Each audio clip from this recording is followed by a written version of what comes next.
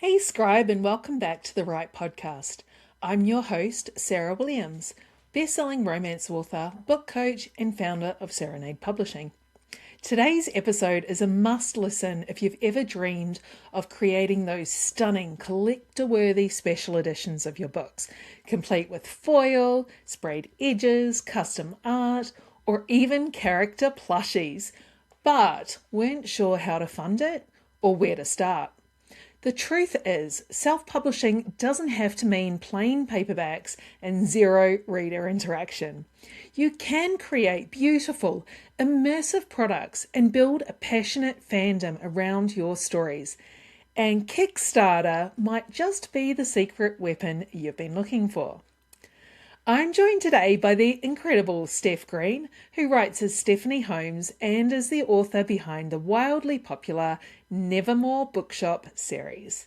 Steff has raised hundreds of thousands of dollars through Kickstarter, all while creating magical, world-building merch that her fans can't get enough of. She's walking us through exactly how she's done it, what makes a campaign successful, and how you can use Kickstarter not just to fund special editions, but to deepen the connection with your readers and build a thriving community. Let's dive in. Steff Green, welcome to the podcast. Hello, it's so good to be back again. I love you so much. You're always such a wealth of information that you're like that person that I could just do 10 episodes with and we would still have so much to talk about. It could just be the Steff and Sarah podcast. Oh my God, we should totally do that. That would be awesome. So, for those people who are watching maybe for the first time and haven't heard about you before, could you just give us a quick introduction about yourself? Sure can. So I write as Steffanie Holmes and I write kooky, spooky romance. So I'm basically kind of like sort of paranormal rom-coms, I guess you could say, with just a little bit of a gothic flavor. And my best-selling series is the Nevermore Bookshop series, which is about this magical bookshop that brings the heroine goes and gets a job there, and the bookshop brings infamous fictional villains from classic literature to life.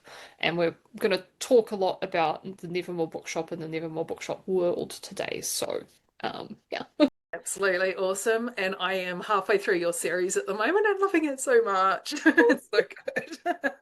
Highly recommend it. We did actually do a book club episode earlier in 2025 on Thanks for Nothing. And my guest and I, Meg, we just gushed about it the whole time. It's like, how did we not know this book existed before today? So And book two's coming out in January, so amazing. Oh my gosh, it is definitely going to be on my very early 2026 reading list. So that's awesome. So again, you're an absolute wealth of information. You've been in this industry for a while, and I'm just so inspired by everything that you do. And like I said, I could just pick your brain for hours, but I'm not going to do that because today I am excited to talk to you all about Kickstarter. So you've used it very successfully many times over the years, is that right? yes, I have done four successful Kickstarters, and we're about to ramp up to do our fifth one. And it was supposed to be in November, but we delayed it, so we're running that in February. And we'll probably do two Kickstarters next year, maybe even three if I can get it in. Awesome, awesome. So explain for the people who are complete newbies and they're like, what are you talking about? What is Kickstarter? I've never heard of that before. Okay, so Kickstarter is a crowdfunding platform, and it is one of the earliest sort of crowdfunding platforms. And what this means is that you, as a creator, have a really cool project that you want to get off the ground. But in order to do that, you need some funding, you need some money. So for us as authors, it normally means we want to do a really fancy pants special edition of our books. But in order to do that, we need a little bit of money so that we can go in and buy the books and get all the like cool bells and whistles, and maybe even do a little bit of merch. And so what we do is we set up a Kickstarter. And it's a little campaign. It runs for a set amount of time, usually about a month or a little bit less than a month. And our readers or our audience can go and back that campaign. And so they would choose from a selection of tiers or reward tiers that you have created.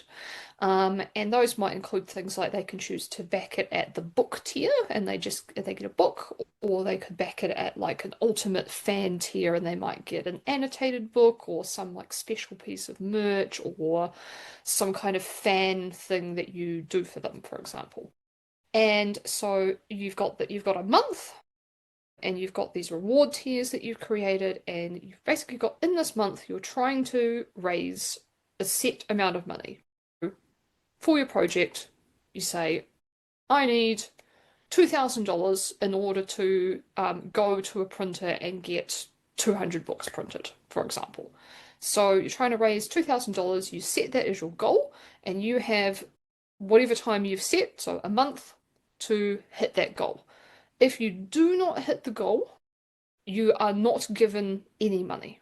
Um, but if you do hit the goal, then at the end of that month, Kickstarter will charge all of your backers for the reward tier that they have chosen, and you will get that money deposited into your bank account, and you then will use that money to make the cool project and then send all your backers their rewards.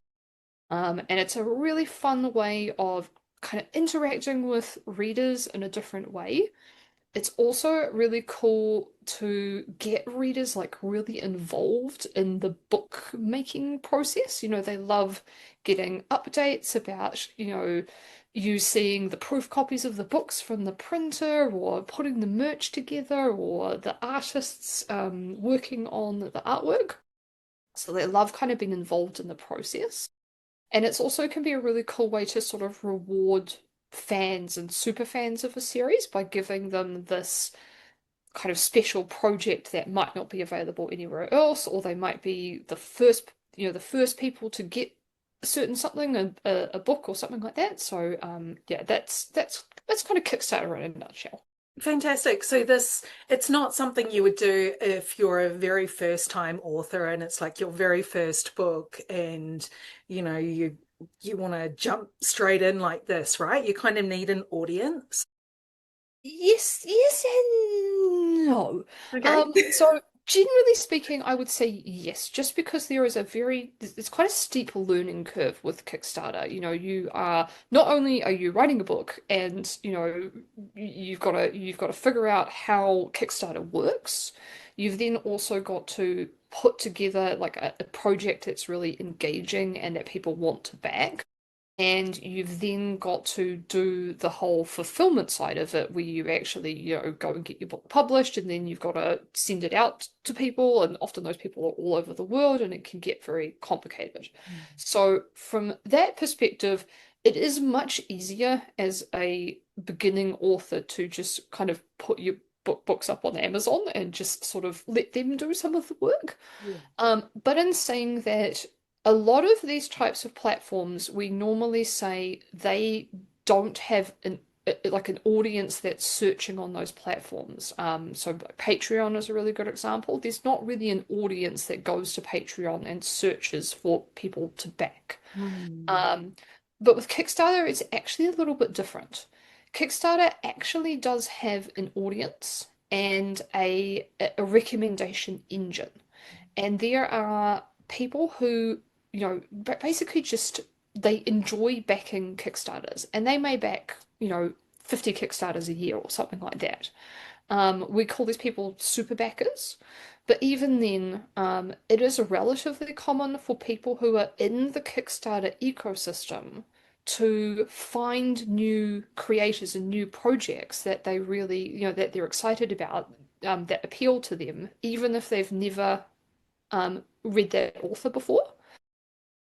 I do a little kind of survey on my last couple of Kickstarters, and a quarter of my backers, which is quite a high number, haven't heard of me before the Kickstarter. So that's their first interaction with me as an author, is my Kickstarter.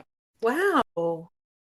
Yeah, so it's quite so people who come onto the platform, as long as you have done your homework and you understand how to run a Kickstarter and you understand what you know what makes a really great campaign, people can and have come on with debut books that haven't been out anywhere else, and can run a really successful campaign. Amazing. All right, so break it down for us. What actually is involved in running a successful campaign? Give us one of your examples. What have you kind of offered? Okay. So I'll kind of just I'll kind of just briefly talk through my like Kickstarter, the Kickstarters that I've done, and then we can kind of break it down a bit further. And I've got examples. Wonderful. So my first Kickstarter was actually for a children's picture book. So I have loved Kickstarter for years. I've backed around 100 projects on it, not all of them in the book world.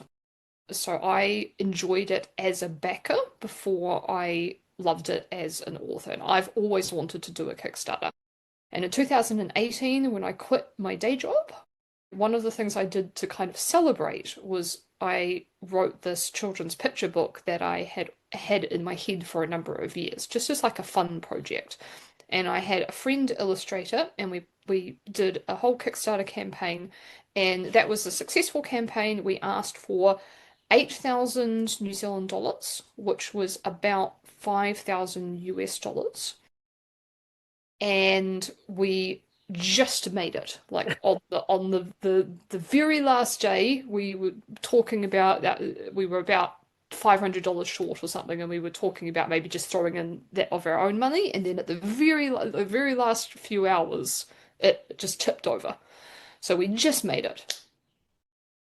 And then in 2022, um, I uh, authors were starting to do more with these sort of fancier special edition hardcover books for fans. And I wanted to really get in on the ground with that. It was only really just starting to happen, but I was very intrigued, and I realized that Kickstarter was the ideal place to do a project like that. And I decided to do my Nevermore Bookshop series. So Nevermore Bookshop is 10 books long. At the time, in 2022, books 8 and 9 were not published yet. So were not written or published. And book 10 is a novella. So the novella was already published, but it was two books that weren't in the series yet. So it was incomplete. Um, this was at the time not my most popular series, but by quite a long shot actually. But it is my fan favorite series. So anytime people recommended me to other readers, any fan mail that I ever got was always about the Nevermore Bookshop series, even though it wasn't my most popular.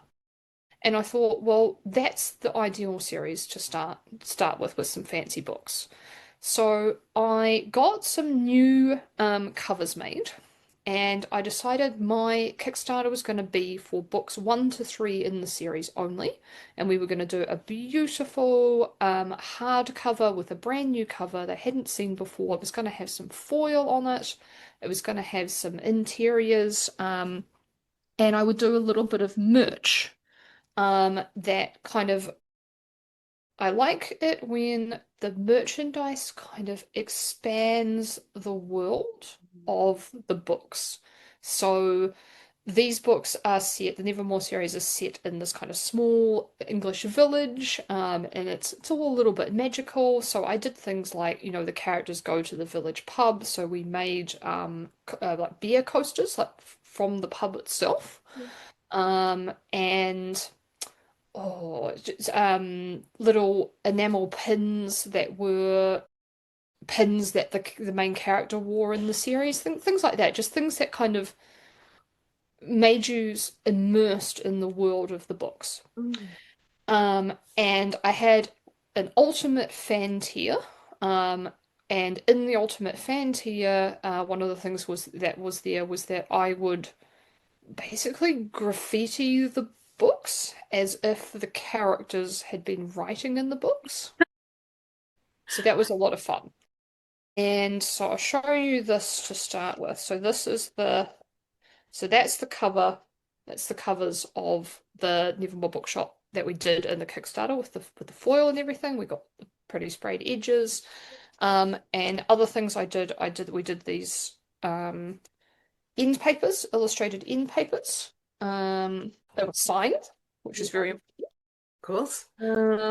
With a little title page, and very popular. We did maps. So that was a map of the village, and there's like the actual floor plan of the bookshop, and these we did these as like art cards as well.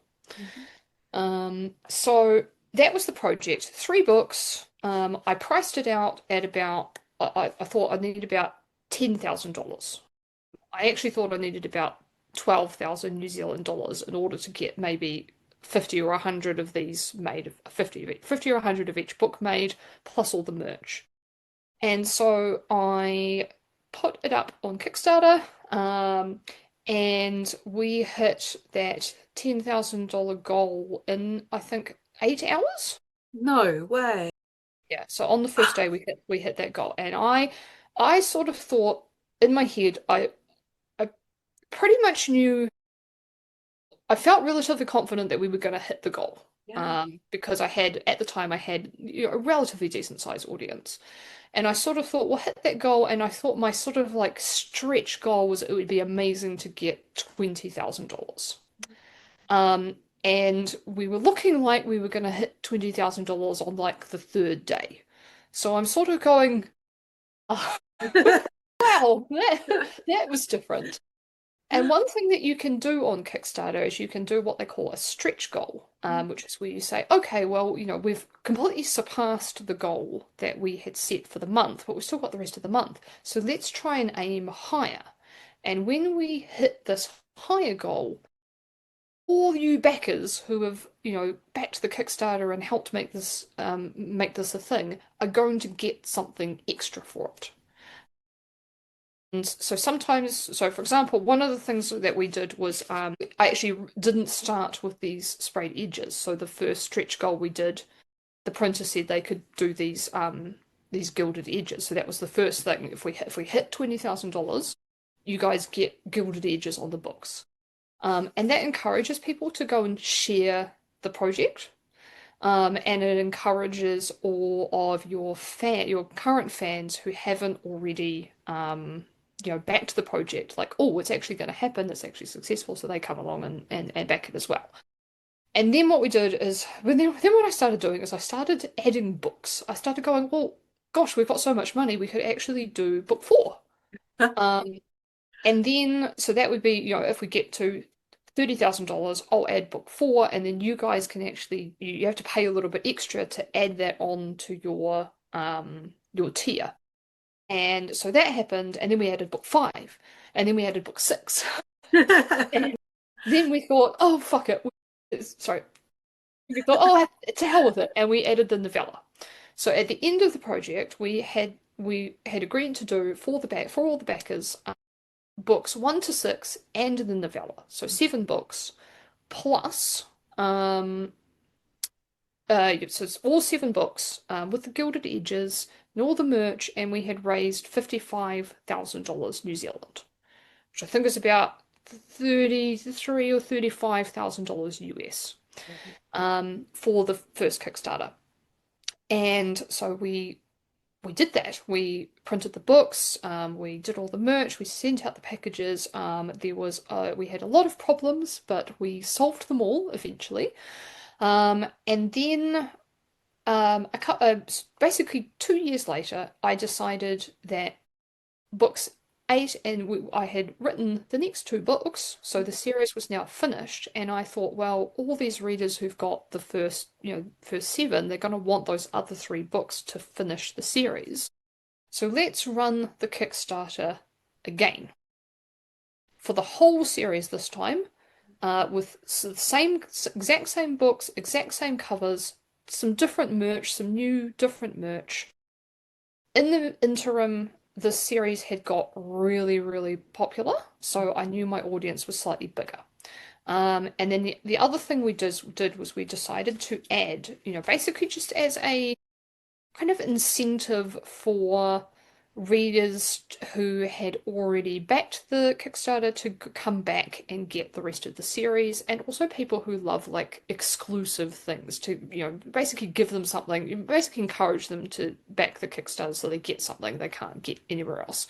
So we added these dust jackets. Ah, gorgeous. Um, so the whole series, so in the second Nevermore Bookshop Kickstarter, it's these exact same covers, but we also did these dust jackets. So if you had already bought books 1 to 3 or whatever in the first one, you could get the dust jacket. You got the dust jackets for the ones that you were buying, and you could also add on the dust jackets for the books you already had at home.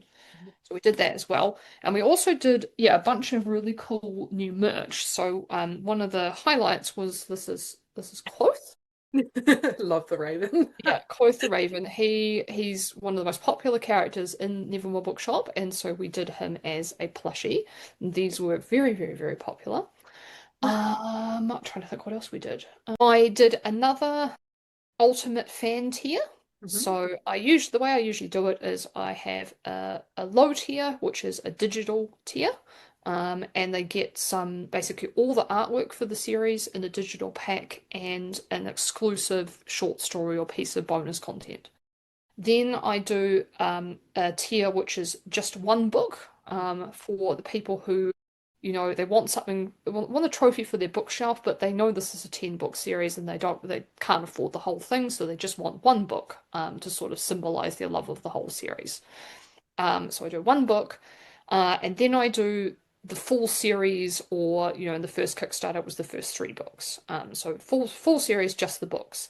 Then I do one book plus the merch pack, then the full series plus the merch pack, then the full series plus the merch pack plus the ultimate fan tier. So some other extra cool thing. Mm. Um, and in the Nevermore Bookshop, in the second Nevermore Bookshop, the Ultimate Fan tier included 3 things.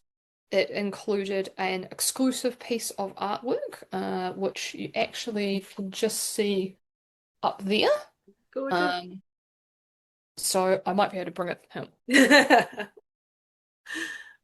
So you didn't get the frame, but this is an illustration done by Pepper Raccoon, who is a New Zealand artist, and it's all kind of Easter eggs for Nevermore Bookshop. So all these little things in here are kind of from the books. So it's a beautiful like your pen and ink line drawing. It's Yeah, stunning. it So is. it's It's got gorgeous. so they got that on like archival quality paper. Yeah. They got they were allowed to name a character in one of the upcoming books. And basically it was name a kitten. So I had the cat in the books, and the cat had a litter of kittens. I got to name one of the kittens.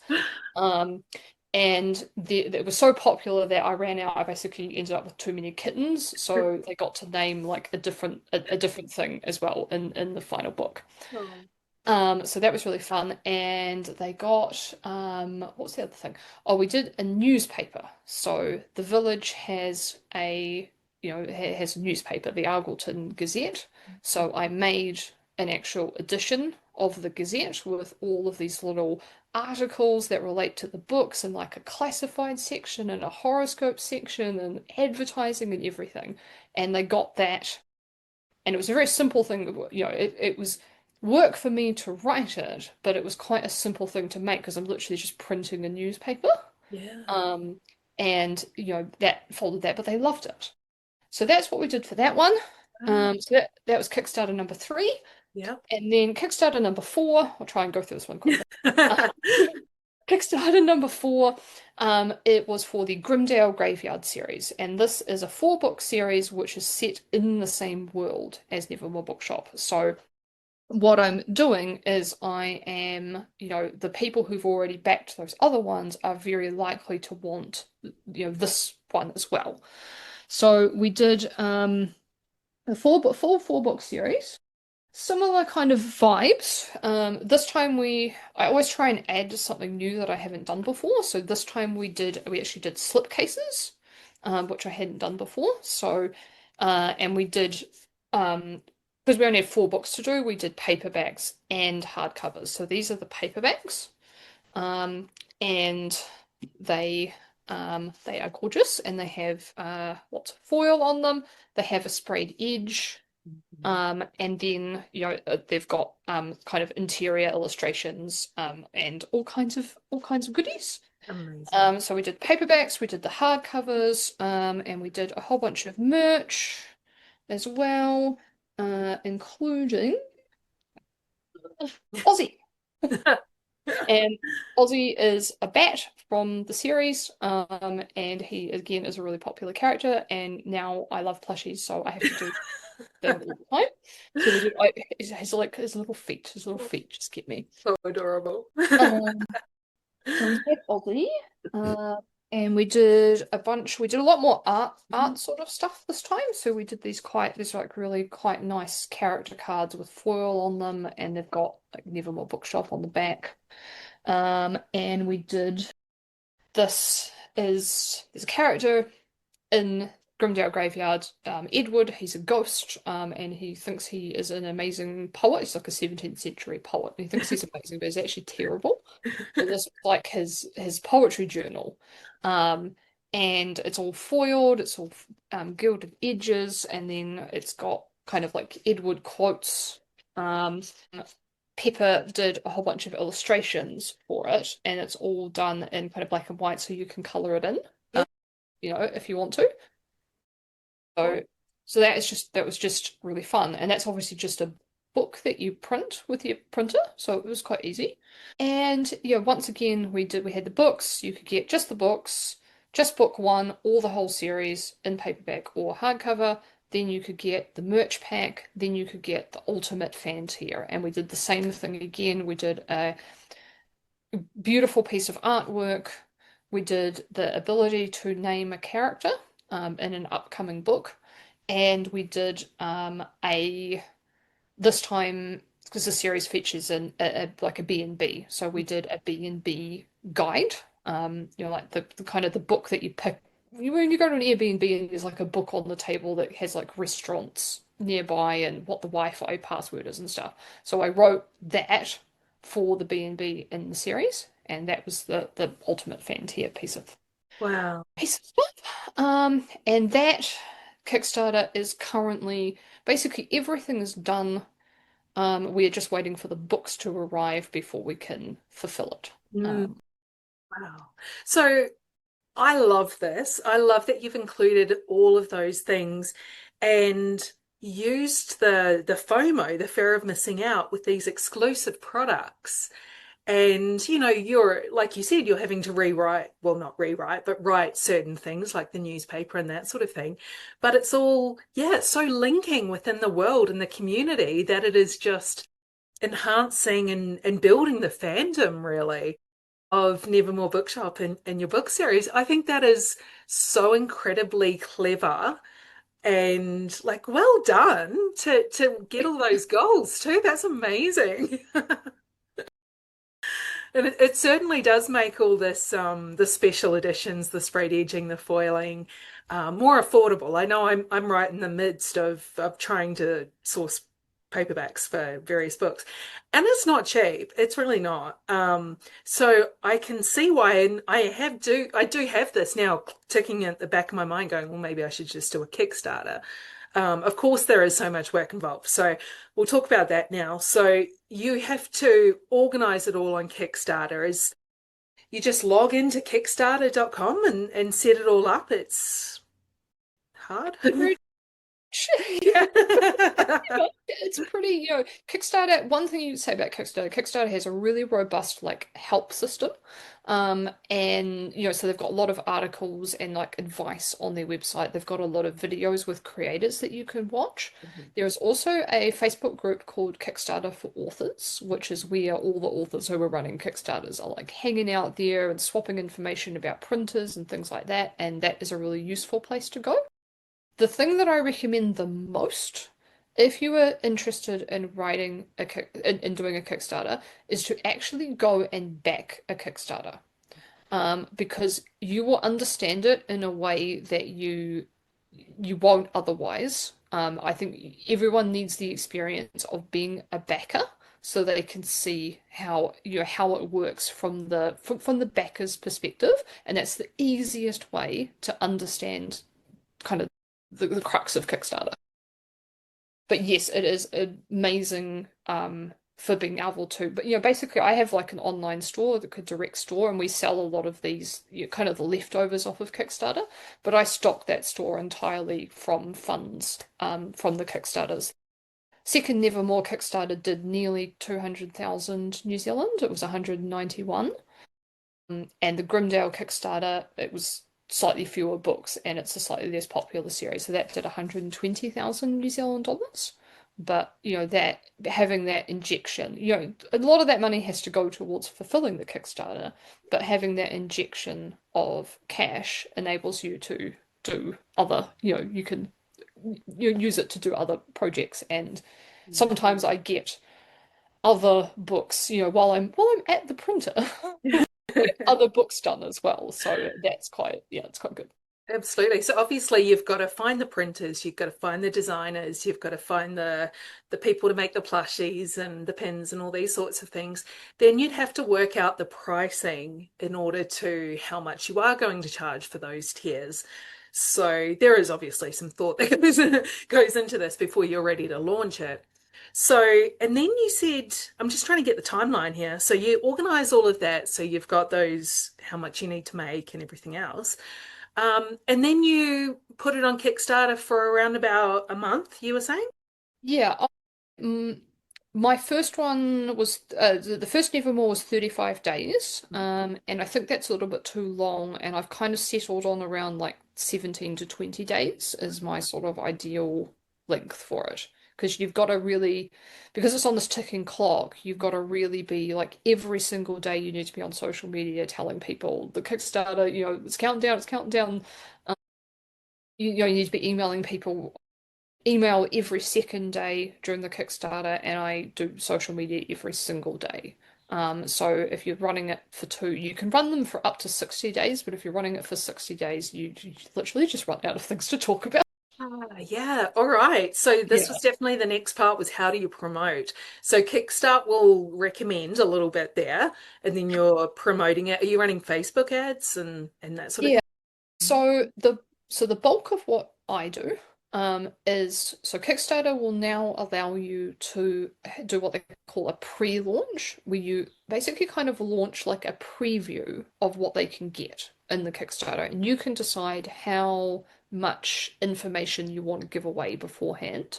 So you have a pre-launch page, and you can then, for as long as you have that pre-launch page active, so you can decide how long that is, you can send your audience to that page, and there's a little thing they click that says notify me on launch.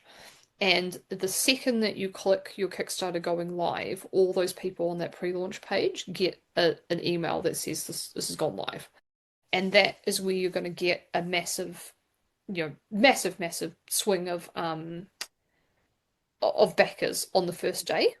So a lot of what your that you're doing is really trying to get people to hit that notify me on launch Mhm. on that pre-launch page. The kind of conventional wisdom is that however many backers you have on that pre-launch page, around 20% of those backers are going to become Kickstarter backers. And it can actually help you to figure out how much you like figure out your budgeting Yeah. because you can sort of go, oh, well, if a book, so my books cost $70 New Zealand roughly. 65, $70 New Zealand. And most people are going to buy the books and not the other stuff. So they're going to get, if you're doing 3 books, most people are going to buy the 3 books and nothing else. If you're doing 1 book, most of them are going to get 1 book and nothing else. So use that as like your average. So if you're doing 1 book, your average order is $70 and you want to raise $1,000. So you need, however many people that is. You need, I can't math. Say your book is 100. Say your thing is $100 for you. Yeah. For it's $100 for 2 books, and you want to raise $1,000. You need 10 people to back it at $100 in order to get that $1,000. If you have 100 people, no, if you have 50 people backing the pre-launch page, then you can kind of go, I'm pretty sure I'm going to get there. Yeah. If that makes sense. So that's kind of how that could be really useful with the math.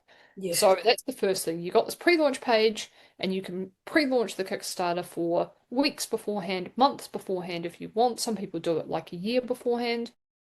Get that number up as high as you can, just by promoting it, social media, newsletters, the usual places.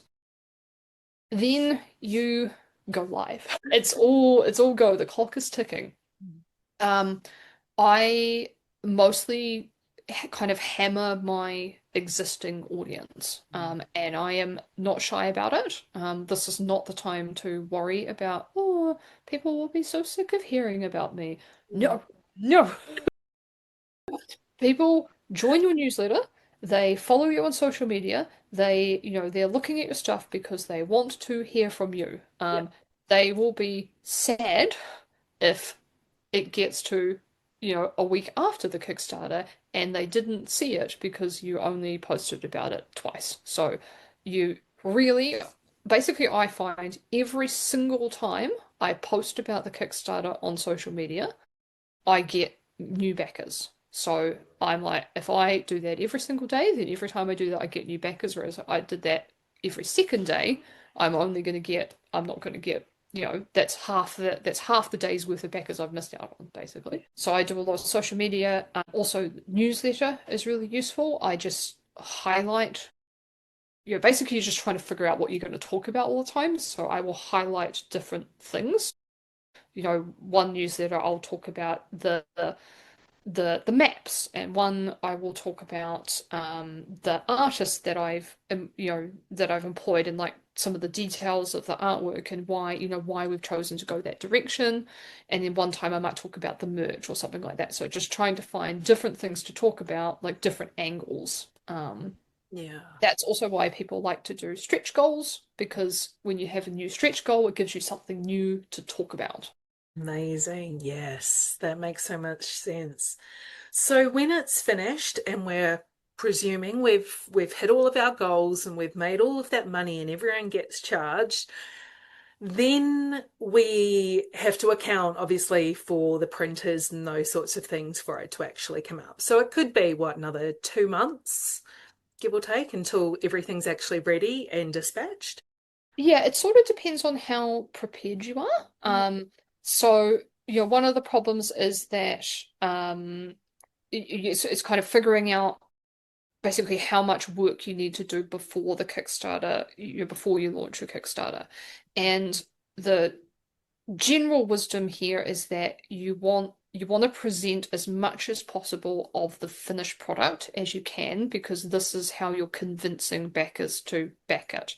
So usually you may not have all of your artwork done. So like for example, if you're doing 10 interior images, you may not have all of those interior images done, because obviously each of those you need to pay an artist for. And we're kind of doing the Kickstarter so we can get some money so we can pay some artists. Yeah. So you need to kind of invest a little bit before you even do the Kickstarter, which is kind of a problem that people have. So if you've got 10 internal illustrations, you may not have all of them done, but you may have 3 of them done, so you can show people what they can expect. You really need the cover done. If the thing is if the book's having a cover, if it's got a dust jacket, if it's got sprayed edges, you really need those done. That's pretty non-negotiable. You can't just be like, well, cover coming later, because it's not going to attract people. If you have if you're doing merch, you do not have to do merch, but if you're doing merch, I think you really minimum you need to show people the designs. It's better if you can show people a sample, but we have done them where because we do sort of 5 to 8 merch items, and usually some of the merch items, one or two of them, we don't have a sample yet because it's just always chaos. So we just show a like a mock-up. And that can be fine for some things. So Mm. you need a little bit of that before you start, but you're obviously not going to have the books, done and dusted before you start. I have found, because I use printers overseas, that the timelines are, and a lot more authors are now doing Kickstarters, they're doing special editions.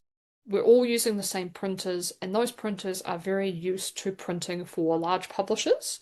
So they're used to printing kind of basic books at high volume, like 10,000 copies, 20,000 copies. And we are asking them to do super fancy books with all the bells and whistles at very low quantities. So if you're using an offset printer like I am, a lot, sometimes the minimum is 500 copies, sometimes the minimum is 250 copies. Sometimes you can kind of negotiate with them and you can do like 150 copies, but that is a very, very low amount of books that they're doing. But every time they're running those books, they have to, reset all the fancy machines, the foil and all the things. So our books are labor intensive, and we're printing them in lower quantities. So basically the printers, they are a struggling. Mhm. And there is also shipping delays. There is also, so I print in China. There is Chinese New Year to contend with because everyone goes on holiday for like a month, Mhm. which yay for them. But it always happens. It always happens when I really needed them to not be on holiday. Yeah. Um, and there's also things like, so just simply like customs Mm. and tariffs and things like that into some countries are getting more and more difficult. So the process is pulling out.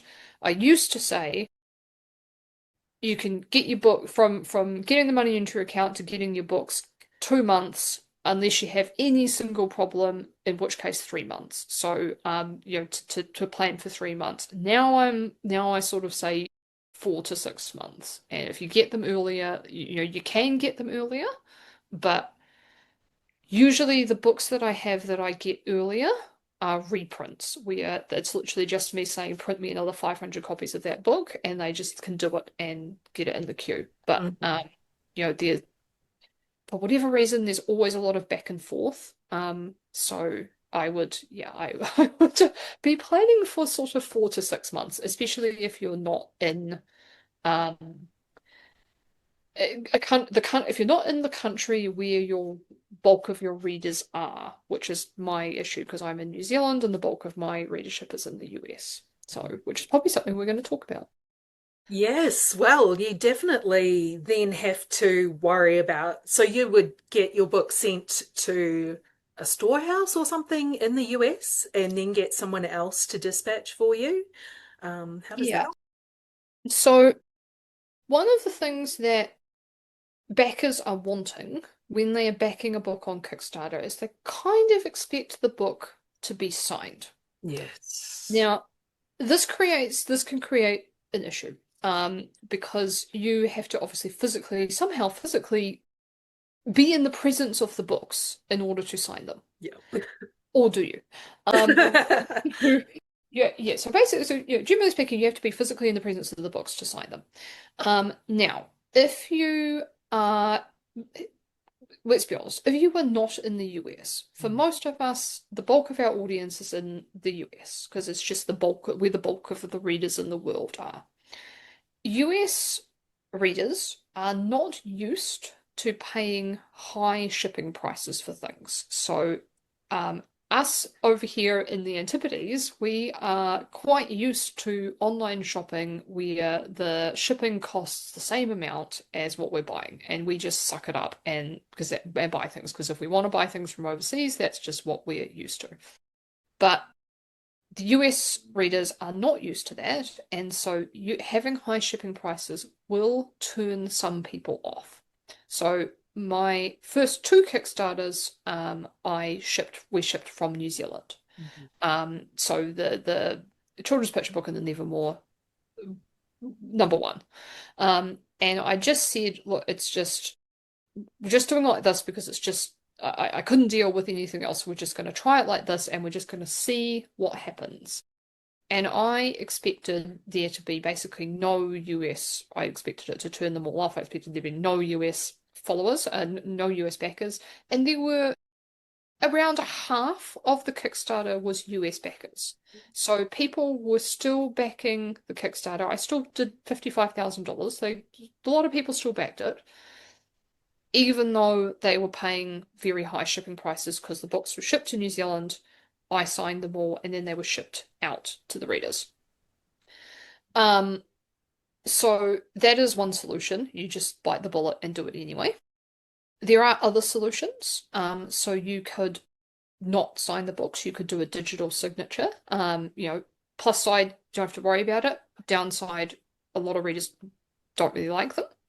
Yeah. The second option is you can do a book plate, so you can drop ship your books from places like Book Vault or Ingram Spark into that country. And you can then separately ship the reader a signed book plate to put in the book, and that's one way of doing it. If you're doing a smaller campaign and you're just doing print on demand books, that's quite a good way of doing it. The third option you have, this is what I do now, is to do tip-in pages. So here's my example. So this is a tip-in page. So this actually came from my second Kickstarter because I didn't use tip-ins in the first Kickstarter. So that's a tip-in. So what happens is the printer prints me just this page with this nice little border that Pepper drew. So just that page. They send me boxes of just that page. I had to do 10,000 for the second Kickstarter. And I sign those pages, send them back to the printer, and they then bind one page into each book. So the books can go straight from the printer to the country, to wherever they're shipped from without having to go through me. So tip-ins are amazing if you can get a printer that does them. It's really going to be only the offset printers who will do them. So the printers who are going to do bulk printing are really the only printers that will do them. And it is going to add some extra time. So if you can get them done before, like while the Kickstarter is running or before the Kickstarter is running, that is a good idea. Because yeah, the big Nevermore one, I did them afterwards, and I underestimated the amount of time it would take me to do 10,000. And it took me about a month to 6 weeks, and so that was extra time when nothing was being printed. And so with the tip-ins, you can then ship your books from wherever. You don't have to physically be there. So I actually have a team. So in New Zealand, I employ Amy, who is my assistant, and assistant and business manager.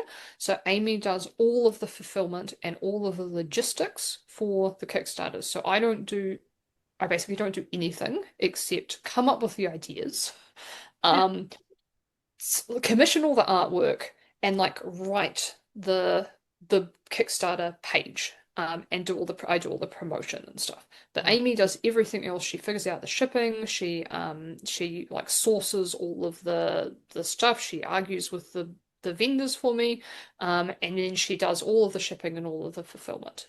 For New Zealand, Australia, and the UK.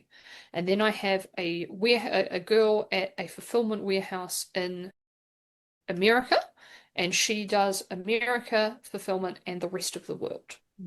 And she also, as part of her fulfillment, she does a lot of printing as well. So we get all of like vellum overlays and not safe for work artwork is printed through her as well. So she does US, rest of the world, and Amy does Australia, New Zealand, UK. And I don't have to do anything, which is amazing. Oh, Um, great. Are there, I mean, obviously you have people that you employ, which is amazing. Are there, do you know of any businesses who will actually run, do all that work for you that you can pay? Yes.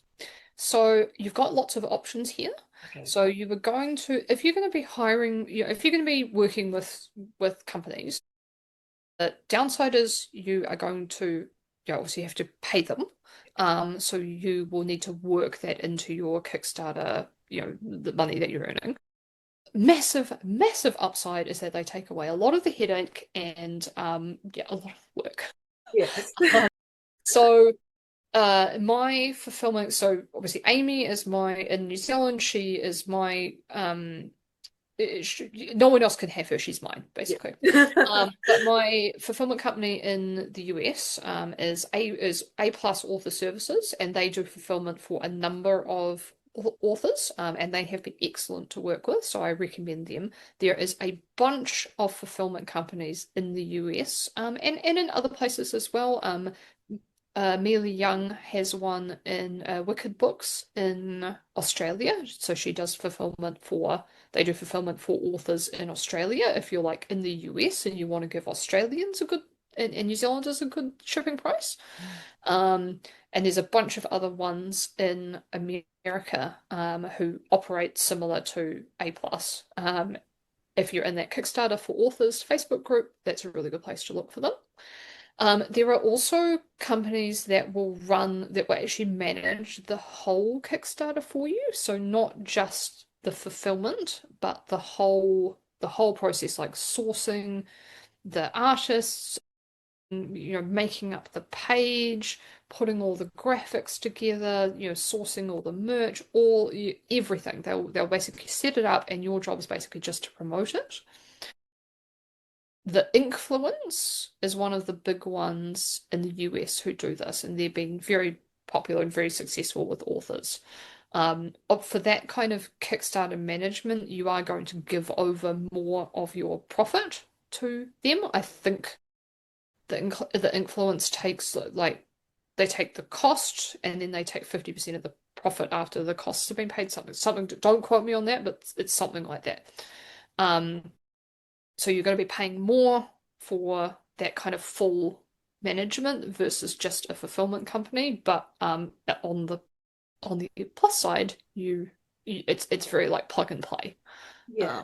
Yeah. Well, I've used or am currently using Influence for some special editions, not for Kickstarter at this point, um, but they have been great. So I'll definitely look into that too, because obviously, as authors, we are in our zone of genius, which is the writing, and I'm sure you're not alone if you're watching this and you're just going, "Oh my God, that's so hard. That's awesome, but so hard." Yeah. There's certainly a part of me that's doing that, just going, "Oh, my anxiety is so high." So that is awesome that we've gotten to that point where businesses can help with these products because I mean, you get to that point where if you don't do it, you're not going to make any money. So is it worth giving a little bit to a different company rather than do it yourself? So I think that's an individual decision that everyone needs to make, of course. Yeah, exactly. Basically, everyone is going to be different. I will never do Mm. fulfillment ever again myself. Did the fulfillment for I had 140 of the children's picture books to fulfill, and I did that myself. And the struggle to try and sit down and actually do it, it was so hard. I basically had people emailing me being like, "Why haven't the books shipped yet?" And that was the only thing that would get me to sit down at the table and you stuff the packages. I just hate it. I hate it. It's not for me. Yeah. But I will probably never like hand over the full management because I really enjoy it. And once once you've kind of got a printer that you like to work with and you've got vendors that you like to work with, we use the same vendors and the same artists over and over and over again. And I like that for two reasons. One, because I don't have to keep constantly finding new people. So each Kickstarter we do gets easier. And two, I like having a visual language for my stuff. So, because all my books are set in the same world, I like that if you follow me across subsequent Kickstarters and you pick up lots of books, and you pick up lots of merch, it all kind of you can instantly tell that's the Steffanie Holmes, that's from the Nevermore Bookshop world. Um, so it's a kind of a branding thing as well. Mm. Um, yeah, and once you've worked with once you've worked with a company before, um, whether it's for plushies or enamel pins or whatever, you don't need to change that every time. Yes. Um, yeah. Yes, absolutely. That has been absolutely amazing. I have learnt so much. I am both excited and anxious now to take the next step. But I love that so much for you. That is just so amazing that you've been able to do this. And how many are you doing in 2026? Definitely two. Definitely. Definitely maybe three if I can talk Amy into it. I love it. Oh my gosh. Thank you so much for all of this information. What is the best website where we can go and sign up for your newsletter so we know when your next Kickstarter is coming out? I think I would go and look at Nevermore Bookshop, which is my online store. So that's nevermorebookshop.co.nz, and you can see all of my books there, all of my special editions, all of the merch that most of which we've made through Kickstarter, and sign up for the newsletter, and that'll let you know when the next Kickstarter is coming up, which is in February. Absolutely. That is amazing. Thank you so much for your time today, Steph. I so appreciate it. You are welcome. It was heaps of fun. Wasn't that just incredible? Steph is such a powerhouse, and I love how she's not only creating beautiful special editions, but using them to build a deeply loyal, engaged fandom that just keeps growing. Her success is proof that when you lean into your creative vision and invite readers into your world, truly magical things can happen. If you're feeling inspired and want to see this in action, head over to nevermorebookshop.co.nz to browse Steph's stunning special editions, sign up for her newsletter, and follow along with her latest campaign. It's about to start running. And if you're ready to take your author career to the next level in 2026, I'd love for you to join me at my next writing retreat.